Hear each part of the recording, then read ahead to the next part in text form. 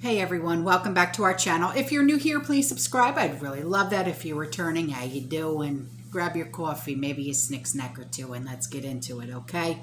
So, apparently it is a bother for some of you that I am talking about baby formula, but guess what? It affects a lot of people in this community. So, I'm sorry, but this is extremely important to a lot of us. All right, so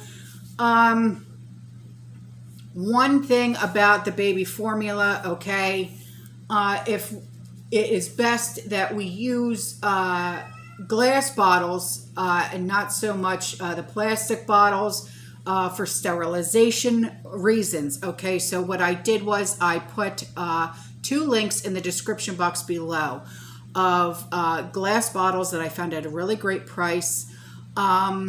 So there is that. All right, so on to this.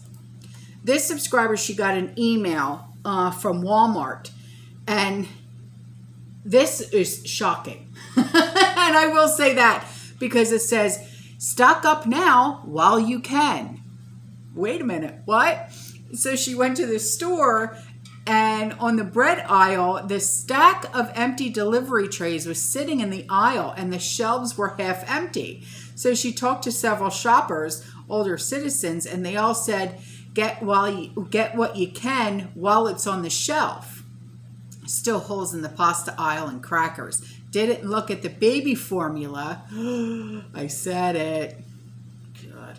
So today was the first of several trips planned for this week, and I will keep you posted. Well, thank you, sweetheart. I love you. So this picture was taken from one of you, and she wanted to send it to me. This is the price at Sam's Club in Amarillo, Texas for peanut M&Ms. She said the price was shocking, but the most noticeable one of all. Wow. Why so much for M&Ms?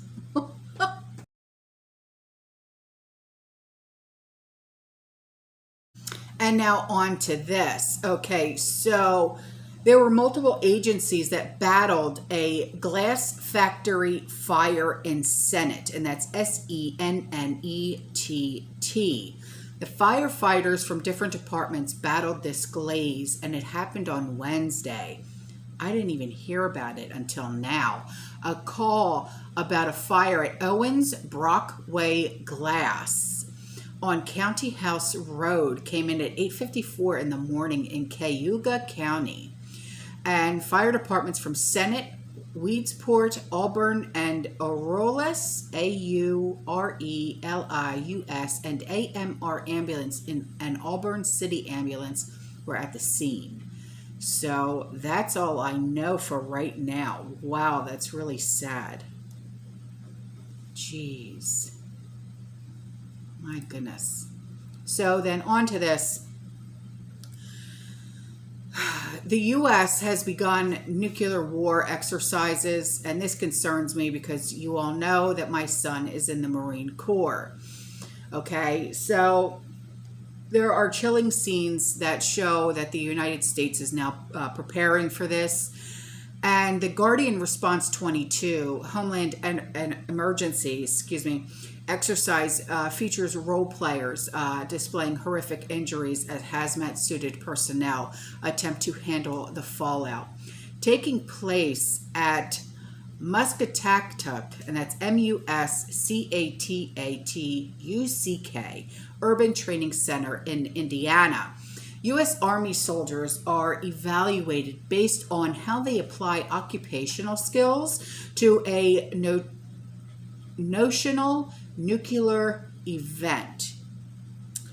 And while unlikely, they say, the U.S. Army trains to assist communities in these worst-case scenarios and enhance mission readiness during Homeland Emergency Response exercises, such as Guardian Response 22, which is hosted by the U.S. Army Reserve 78th Training Division. Now, during the exercises, multiple units which fall within the defense chemical, biological, radiological, and nuclear response force, such as the 63rd Chemical Company, the 581st Area Support Medical Company, and the 2nd Battalion, 3rd General Support Aviation Battalion, work to test unit readiness and responsiveness.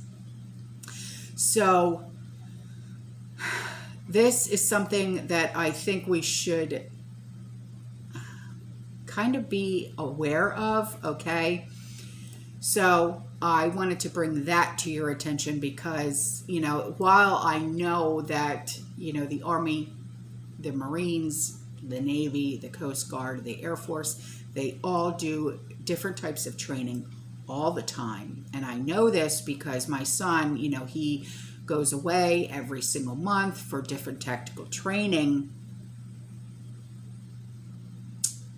You know, to have this type of training, you know, what are we preparing for? You know what I mean?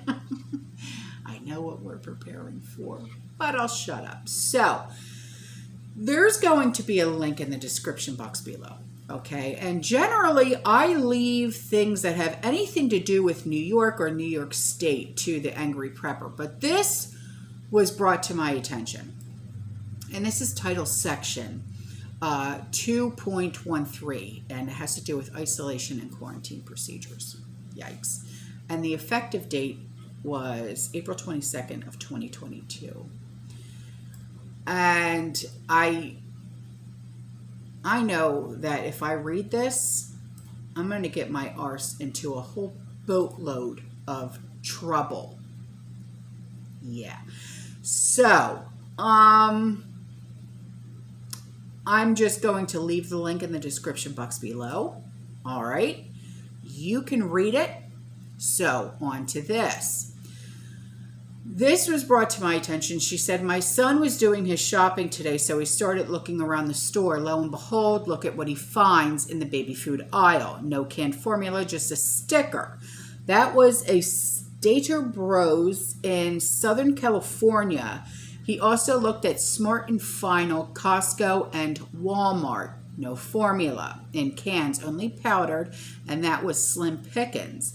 People need to go to the border and demand our formula back. Oh, this is America. Our babies should never go without. I'm going to stock molasses and evaporated milk to at least feed a few babies in Mobile Home Park where I live, should we need to.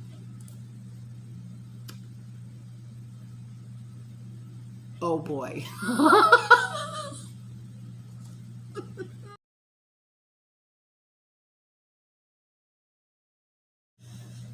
And then this subscriber, she got a hold of me. She said, well, it's fixing to get real. 2,500 employees laid off at a Arizona-based Carvana, and Ford laid off 580. This is how it started in 2007. People don't need to buy anything on payments. They better get debt-free. I agree with you wholeheartedly. That is something that Sean and I have been working on, and I know a lot of you have been working on as well. Then she brought this to my attention. She said, this note was from another prepper. Sounds like replay of Holodomor. I'll have to go watch it. The movie Deadly Harvest. The politicians sold the food to other nations to make profit as people in America starved. They had to institute martial law to keep people from moving around as politicians raided the few remaining farms of their last bits of supplies and killed the farmers and their families. Jesus, my God. My God. That's horrifying.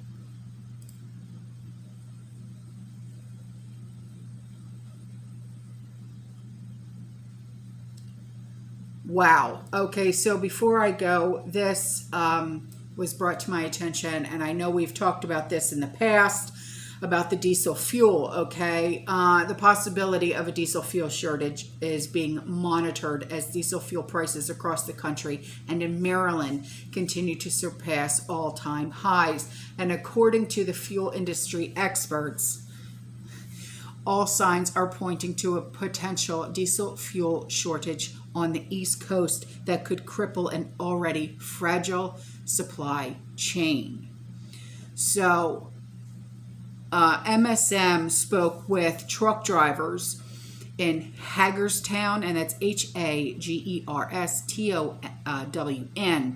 where there is a real sense of worry over the possibility of diesel fuel shortages. And one of them said, "We're really headed for a bad situation if we can't get this fixed. As the owner and operator, you might have to stop driving at all, but I have to go to work for something else. We don't know. We might be all on unemployment." That's really sad. It's really sad. And they said, to me, I think it's wrong the way they're doing things. The government needs to step in. Truck Association needs to do something about this. I understand that we're in a Rona situation and all that, but at the same token, they have to come up with some kind of solution to solve this problem so we can move on in America. According to several trade publications, diesel supplies on the East Coast are now the lowest in almost 20 years. The Pilot Flying J Company confirmed that there are currently supply issues in several markets. Writing in a statement, "We are aware of concerns over diesel supply in specific markets across the United States. We are closely monitoring the situation and strive to remain the most reliable network of travel centers for our customers." Wow. Wow. All right, guys, I'm out of here. I love you. I will see you in the next one. You stay safe. You stay positive. You keep prepping. And as always, fearless.